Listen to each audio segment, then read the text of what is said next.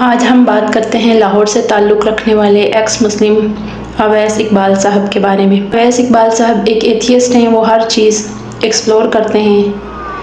اس کی کوئی تو وجہ ہوگی۔ ایک تو ان کے نزدیک وہ مذہب کی پابندیوں سے لوگوں کو آزاد کرانا چاہتے ہیں۔ ان کو حق سچ کی تلاش نہیں ہے، ان کے نزدیک حق سچ وہی ہے جو ان کے پاس ہے۔ کیوں ان کی عادت اور اتوار ویسے ہی بن گئی ہے۔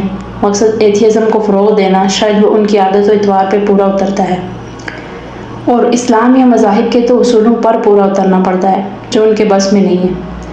غلطی ثابت ہو بھی جائے تو ماننا نہیں ہے۔ بہرحال کسی چیز کو ماننا اور اس کے وجود کا انکار کرنا دو مختلف باتیں ہیں۔ کسی چیز کو نہ ماننا اس کے نہ ہونے کی دلیل نہیں ہوتا، بلکہ آپ کی کم علمی کی دلیل ہوتا ہے۔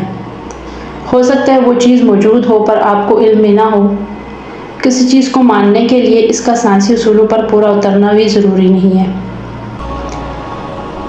سائنسی علم دو طرح سے اثر انداز ہوتا ہے۔ پہلا یہ کہ ثبوتوں اور مشاہدوں کی بنیاد پر کسی چیز کے وجود کو ثابت کرنا، یا ثبوتوں اور مشاہدوں کی بنیاد پر کسی چیز کا انکار کرنا۔ سائنس روح کو تسلیم نہیں کرتی، لیکن انکار بھی نہیں کر سکتی۔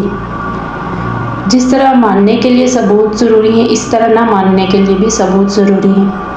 ماں کے پیٹ میں 4 ماہ میں بچے میں زندگی کی لہر دوڑ جاتی ہے۔ وہ کون سا عضو ہے جس کے مکمل ہونے پہ زندگی کی لہر دوڑ گئی؟ بچہ تو پورا پہلے سے بن گیا تھا، پھر اچانک سے اس میں زندگی کی لہر کیسے دوڑ گئی؟ ڈاکٹر مفتی یاسر ندیم الواجدی ورسز اقبال اویس میں جو ڈیبیٹ ہوئی ایگزسٹنس آف گاڈ کے حوالے سے، میرا موقف یہ ہے کہ کیا صرف سائنس کا علم ہی ہے؟ دنیا میں ان کو چاہیے ہے اور علوم بھی اسٹڈی کریں، صرف سائنس کو ہی سوال کیا ہوا ہے۔ مجھے بتائیں، کیا سائنس جنات کے وجود پہ یقین رکھتی ہے؟ نہیں تو کیوں نہیں؟ تو کیا نہ ماننے سے یہ ثابت ہو گیا کہ جنات نہیں ہیں؟ ایک دوسری دنیا ہے یا نہیں ہے؟ آئے دن بے شمار انسانی عقل کے تجربات اور مشاہدات پڑے ہیں۔ کیا سب غلط ہیں جو انسان کو خواب آتے ہیں؟ ان کا تعلق کس سے ہے؟ ایک بات اور انہوں نے کہی کہ I am no more atheist۔ مذاق میں انہوں نے کہا، مجھے فیس بک پہ ایک صاحب نے کمنٹ کیا کہ میرا ماننا ہے کہ اللہ موجود ہے، جبکہ آپ انکاری ہو۔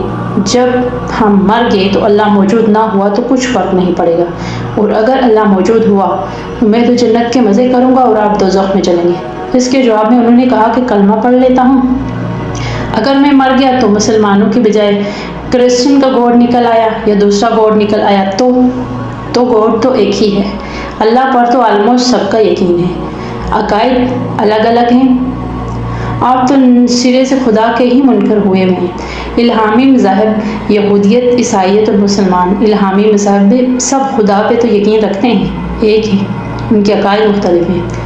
آپ تو خدا کے ہی منکر ہیں۔ پھر انہوں نے قرآن پہ 23 سوال جو انہوں نے اٹھائے ہیں، جن کا قیصر راجہ صاحب نے بہت اچھا اور مؤثر جواب دیا۔